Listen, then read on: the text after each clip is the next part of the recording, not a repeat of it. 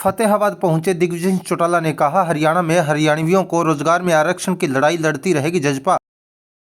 फतेहाबाद के ग्रामीण दौरे पर पहुंचे जजपा प्रधान महासचिव बिगड़ में धर्मशाला निर्माण के लिए दिए 1,11,000 रुपये। गुजरात में गुजरातियों, महाराष्ट्र में मराठी को आरक्षण है तो हरियाणा में हरियाणवियों को भी नौकरी रोजगार में आरक्षण मिलना चाहिए। जजपा और दुष्यंत चौटाला की यही लड़ाई है जिसे अंजाम तक अवश्य पहुंचाया जाएगा। उन्होंने कहा कि जजपा की सोच है कि 100 नौकरियों में से 75 नौकरियां हरियाणा के युवाओं को मिलना तय हो। इसकी लड़ाई हर हाल में लड़ेंगे और जीतेंगे। ये बात जजपा प्रधान महासचिव दिग्विजय सिंह चौटाला ने फतेहाबाद विधानसभा के गांव मताणा, बिगड़, धांगड़, बडोपल, काजलहेड़ी, खजूरी, कुम्हारिया व खाराखेड़ी गांव में जनसंपर्क अभियान के तहत नुक्कड़ सभाओं को संबोधित करते हुए कही। इस दौरान उन्होंने ग्रामीणों का हालचाल जाना और उनकी समस्याओं को सरकार के माध्यम से दूर करवाने का आश्वासन भी दिया। जजपा मीडिया प्रभारी दिनेश बंसल ने कहा, इस दौरान जजपा प्रधान महासचिव दिग्विजय सिंह चौटाला ने कई गाँवों में डिजिटल ई-लाइब्रेरी बनाने का भी ऐलान किया है। इसके अलावा गाँव बिगड़ में धर्मशाला निर्माण के लिए अपनी निजी कोष से 1,11,000 रुपये देने की घोषणा की। ग्रामीण दौरे के दौरान अपने संबोधन में दिग्विजय सिंह चौटाला ने कहा कि पंचायत चुनाव में महिलाओं को 50% आरक्षण देकर जजपा ने अपना वादा निभाया है। अब महिलाओं भी राजनीतिक की आधी हकदार है। पिछड़े वर्ग को आरक्षण देने का किसी भी राजनीतिक दल ने नहीं सोचा था, लेकिन पंचायती राज में 8% आरक्षण दुष्यंत चौटाला ने ही अपनी कलम से दिया। दिग्विजय सिंह चौटाला ने कहा कि भाजपा से गठबंधन की यही प्रमुख मांग थी कि किसानों को आत्मनिर्भर बनाएंगे। बुजुर्गों की पेंशन पर उन्होंने कहा कि महज 10 विधायकों के साथ पेंशन 30,000 रुपये तक पहुंचा दी। उन्होंने कहा कि भूपेंद्र हुड्डा आज पेंशन 5,000 ना होने की बात करते हैं, लेकिन उनकी तो 10 साल तक सरकार थी, तब उन्होंने पेंशन क्यों नहीं बढ़ाई। उन्होंने कहा कि भूपेंद्र हुड्डा का कभी जनता को लेकर स्टैंड नहीं रहा, बल्कि कुर्सी को लेकर उनकी राजनीति रही है। दिग्विजय सिंह चौटाला ने कहा कि दुष्यंत चौटाला ने प्रयासों से 1100 नई मंडियां आई हैं। हिसार में कार्गो हवाई अड्डा आने से व्यापार को पंख लगेंगे। इस मौके पर जजपा राष्ट्रीय कार्यकारिणी सदस्य कुलजीत कुलड़िया, प्रदेश उपाध्यक्ष सुरेंद्र लेगा, जिला अध्यक्ष रविंद्र बेनीवाल, पंकज झाजड़ा, प्रदेश युवा प्रवक्ता जतिन खलेरी, जिला मीडिया प्रभारी दिनेश बंसल, सभी प्रकोष्ठों की जिला अध्यक्ष हल्का प्रधान एवं वरिष्ठ नेता उपस्थित रहे। सम्मानित दूर घरों में मेरी आवाज सुन रही मेरे बिगड़ गांव की माताएं बहनें, देश प्रदेश का सुनहरा भविष्य मेरे हम नौजवान दोस्तों, हमारे साथ कुलजीत कुलड़िया जी हमारे पार्टी के सीनियर नेता हैं, और बेगा साहब, बेनीवाल साहब, सरपंच साहिबान, पंकज जी, गुंजाल साहब, सभी सम्मानित नेतागण, कार्यकर्ता साथियों, पदाधिकारी साथियों, आज गांव में आपने पहुंचने पर मुझ जैसे छोटे से एक कार्यकर्ता का जिस गर्मजोशी से स्वागत किया, माला देकर, आशीर्वाद देकर, बुका देकर के जो हौसला अफजाई यहाँ पहुँचने पर करी है, और सरपंच साहिबानों ने यहाँ पहुँच करके जो सहयोग किया है, मैं मेरी तरफ से और पूरी जेजेपी पार्टी की तरफ से, डॉक्टर अजय सिंह चौटाला जी की तरफ से, दुष्यंत जी की तरफ से आप सबका बहुत बहुत आभार आपका खैर मकदम करता हूँ, आपका वेलकम। सम्मानित साथियों, आदरणीय बुजुर्गों, आज हम केवल आपसे मिलने आए हैं, आपका हालचाल जानने आए हैं। बिगड़ गांव का और मेरे परिवार का 4 पीढ़ी का नाता है। चौधरी देवीलाल जी इस क्षेत्र में बहुत आया करते, इस गांव में भी बहुत स्नेह उन्हें मिला।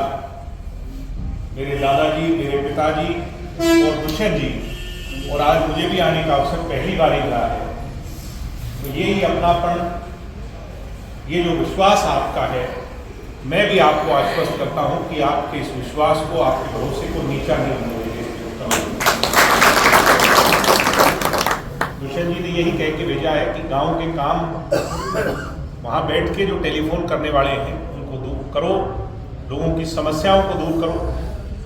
वहीं कोई ऐसे काम है जो चंडीगढ़ उप मुख्यमंत्री की कलम की ताकत से होने हैं, वो मेरे पास ले आओ, जिससे मैं बिगड़ गांव के सारे काम जो हैं उसको पूरा करूँ।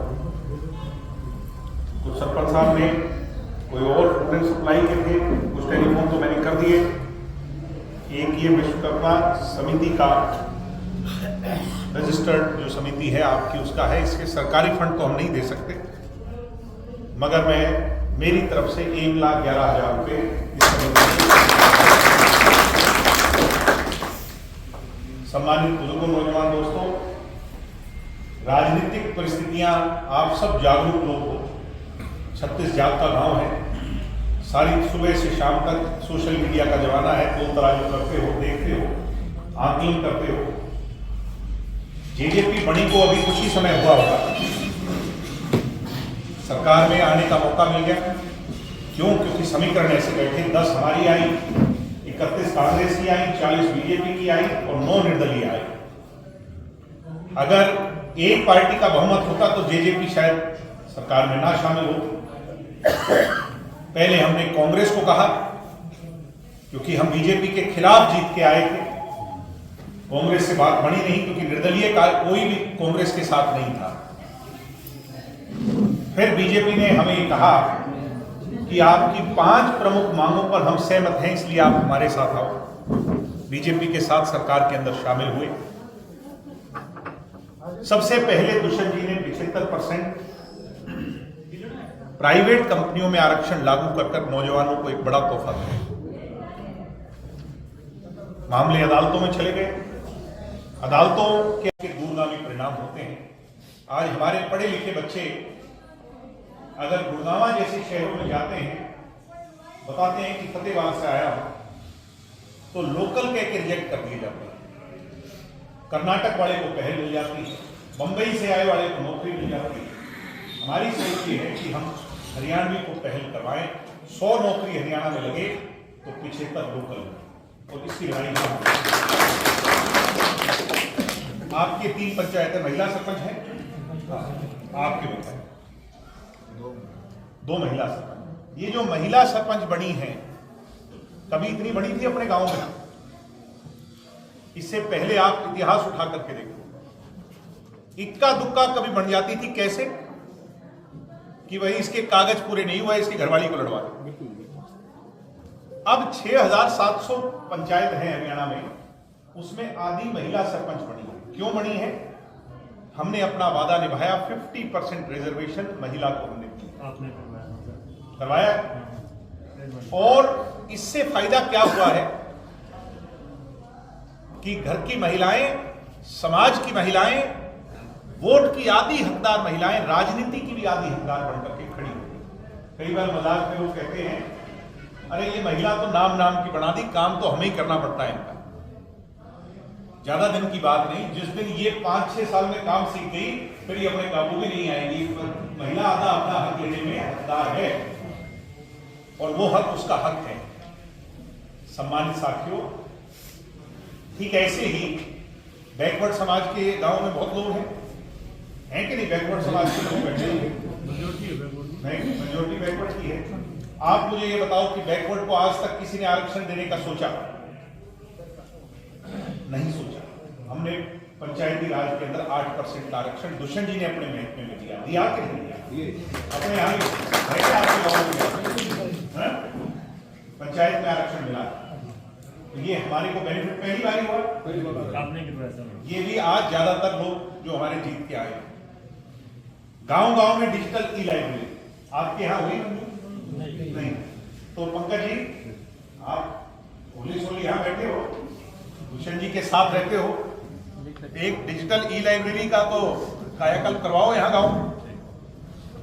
ये मैं उम्मीद आपसे करता हूं, आपका अपना गांव है, ये मैं आपको विश्वास देता हूं कि बढ़िया डिजिटल ई-लाइब्रेरी इस सरकार में आपकी बनवाएंगे, जिससे बच्चों को पढ़ने लिखने की बड़ा गांव है, इसमें 500 गांव नीचे आते हैं जी। ऐसे ही किसान है अपन सारे। पहले हम आड़ती के यहां जाते थे, और किसान का एक आड़ती से ऐसा रिश्ता था कि जब भुगतान की बारी आती थी तो हमें आड़ती से कुछ मिलना तो दूर की बात, झोली फैलानी पड़ती थी। ये हरियाणा को पहला प्रदेश दुष्यंत जी ने बढ़ाया। जब बीजेपी से हमने समझौता किया था तो ये उसकी मुख्य मांग थी कि किसान की डायरेक्ट पेमेंट हो, हम बिचौलिया नहीं चाहते। किसान अपने आप बाद में आड़ती से क्या हिसाब करे, वो किसान का लेन देन। हमने पहला प्रदेश बढ़ाया कि किसान के खाते में सीधा पैसा डलवाया। बताओ किसी और प्रदेश में आज तक ऐसा हुआ? नहीं। 72 घंटे में उसका भुगतान हुआ। किसान जब आंदोलन चला तो दुष्यंत चौटाला पर सबसे बड़ा टारगेट था। हमें डर लगता था कि घरों से बाहर निकले ना निकले, लोग क्या कहेंगे। दुष्यंत जी ने एक बात कही थी कि सेंटर क्या फैसला करे वो मैं नहीं जानता, ना मेरे हाथ में, ना मैंने लागू किया, ना मैं उसको हटा सकता हूं। मैं आपकी लड़ाई लड़ रहा हूं, मगर एमएसपी और मंडी हरियाणा में नहीं टूटने दूंगा।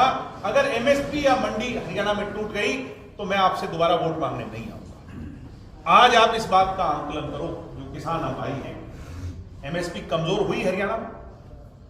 इतना जीरी का रेट आप मुझे बताओ पहले कभी भी मिला हो हरियाणा के इतिहास में?